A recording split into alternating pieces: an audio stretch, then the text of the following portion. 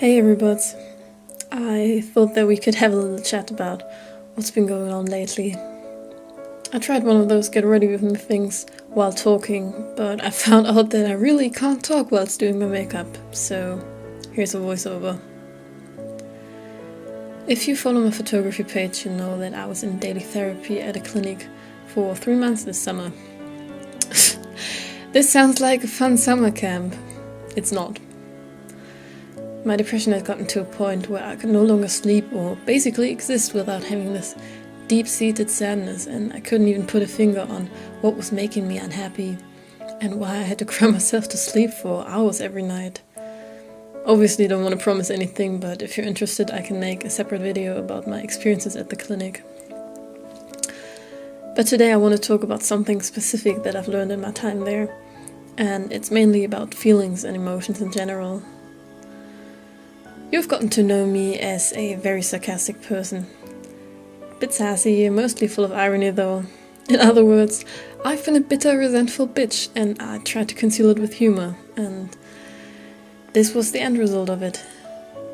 I've been lying to myself for such a long time because all I've ever been taught by the people in my life is that being kind and merciful and showing feelings is a weakness. And because I believed in this so much, I started lying to other people without even noticing it. Simply by being there and acting the way I thought this world needs me to act in order to be strong and independent, I was creating this other person that I couldn't distance myself from anymore. And I pushed everything I felt deep down into a pit that I thought I'd never have to dip into again, and became this, emotionless potato basically. I guess people around me didn't really know, but they somehow picked up on the subtle cues I was subconsciously giving, and how conflicted I must have been, even when I couldn't see it. All these years I thought I was feeling stuff. I was pretending so hard that I even convinced myself that the feelings I was showing were real. But they weren't, and it was all just trained response. I adapted so well to what people were expecting from me that I lost myself in it and didn't even begin to realize that I wasn't able to tell what I was actually feeling. I don't think I've ever truly hated someone, and I don't think I've ever truly loved someone. Just think about it. At 23 years old, I've never been in love. Isn't that kind of sad? I have no idea what that feels like and whether I'm actually capable of feeling it.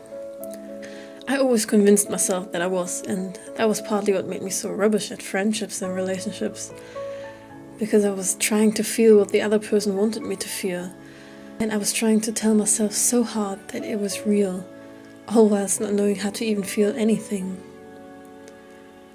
Ever since I've realized this with the help of some amazing people and therapists, I've started to let the feelings back in.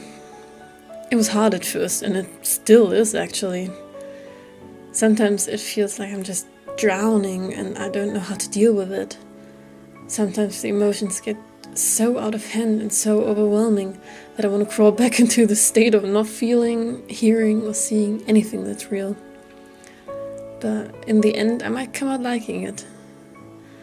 I think being a kind and gentle person is what I was meant to be after all, and I need to find my way back to it.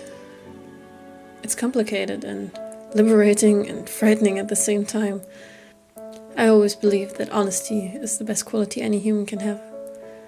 But how can you be honest with everybody else if you keep lying to yourself?